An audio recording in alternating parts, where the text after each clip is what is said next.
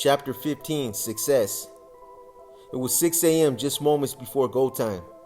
On the way to the raid, Santini loaded up the CD player with one of the thrash metal discs that he always kept stashed in his government car.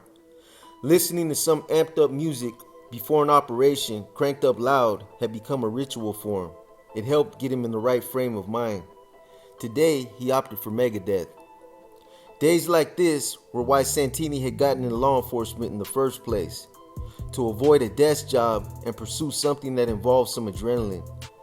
He and his team of around 10 HSI agents, along with their partners from the Richmond Police Department SWAT team, were prepared to raid a small 2-story wood frame house painted yellow with a peaked roof and a small portico at the front. Although the sun had just begun its ascent over the low hills to the east, the blue-collar neighborhood had not yet stirred awake.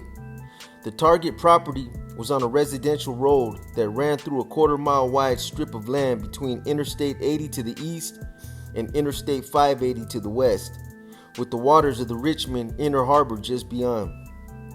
A 6-foot-high solid picket fence surrounded the yard, and a busted-up concrete driveway led from the paved street to the front of the house, with 3 disabled cars parked on one side. Opposite the driveway from the junk cars sat an obviously lived-in camping trailer. Inside the residence, based on information provided by CASHAPP, Santini expected to find the 12-gauge pump-action shotgun that Pelon had purchased from Negro a few weeks prior in Reno. According to CASHAPP, the clique intended to use the shotgun against the Norteños in the mission. Oh, is that right? A federal warrant was issued for the search for Pelon on the property based on violations of re-entry after deportation and in alien possession of a firearm statute. A federal warrant was issued to search for Pelon on the property based on violations of re-entry after deportation and alien in possession of a firearm statutes. Both Pelon and another homie named Cholito, who lived in the trailer, were already on ICE's fugitive alien list, even prior to the revelation about their recent illegal gun purchases from Negro. With a little digging, Santini discovered that after trying for a short time the previous year to obtain legal residency status in the United States, Pelon had just given up on the whole process and failed to appear for hearings. That led to a judge ordering Pelon's deportation. Cholito, for his part, had been deported 3 times already and was a convicted aggravated felon. He faced a minimum 5 years in federal lockup. In drawing up plans for the raid, Santini, who was still a little pissed about what he considered the FBI's condescending attitude toward his investigation, purposely positioned an accompanying pair of bureau agents at the far outside of the perimeter. There, they would basically be relegated to the position of observers, just watching the real action unfold. In the world of macho cops, it was akin to sitting on the bench for the bureau boys, while the first stringers hogged all the glory. Santini had only invited 2 FBI agents to appease his upper management anyway. Breach, came the order over the radio. One of the biggest and strongest HSI agents led the charge into the gate of the wooden fence surrounding the house, but it didn't want to open. He struggled for a moment with the gate's mechanism, unable to spring it free.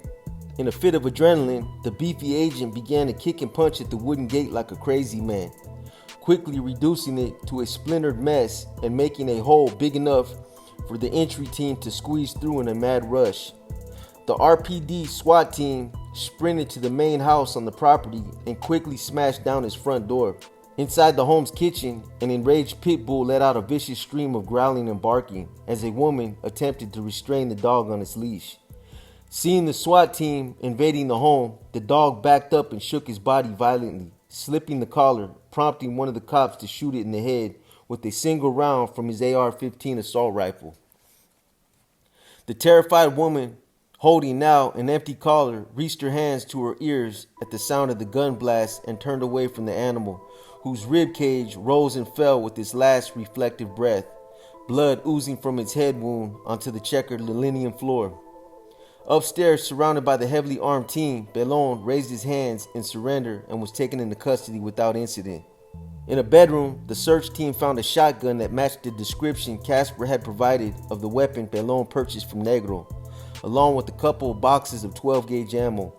The gun had a pistol grip and sawed-off stock, and its serial number had been ground away with a metal file, a federal crime carrying a significant penalty. In the trailer outside, the HSI team found a loaded .38 caliber pistol concealed in a sock and stored inside a closet. They also discovered a variety of gang indicia, including MS-13 drawings, photos, jail letters, and a list of phone numbers with associated gang members' names. On the street outside the property, alarmed and curious neighbors watched as Santini walked across the yard and into the house. He entered the hallway to the kitchen where the dead pit bull lay, its tongue hanging out sideways in a congealing pool of blood.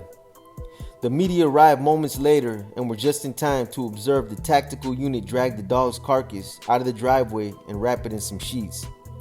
Film of the raid made the local TV news by mid-morning, causing Santini concern that 20th Street would either disperse or transition to an inactive state while the heat dissipated. Negro and the others might suspect Pelon and Cholito showed up on HSI's radar as a result of their recent gun purchases. More likely, however, they assumed the raid was due to their previously outstanding warrants.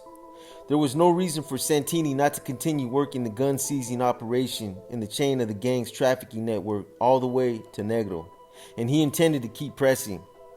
He was also planning a different line of attack on another important source of cash for the gang: stolen cars. All his preparations for a complex new sting had taken months, and now the trap was already set.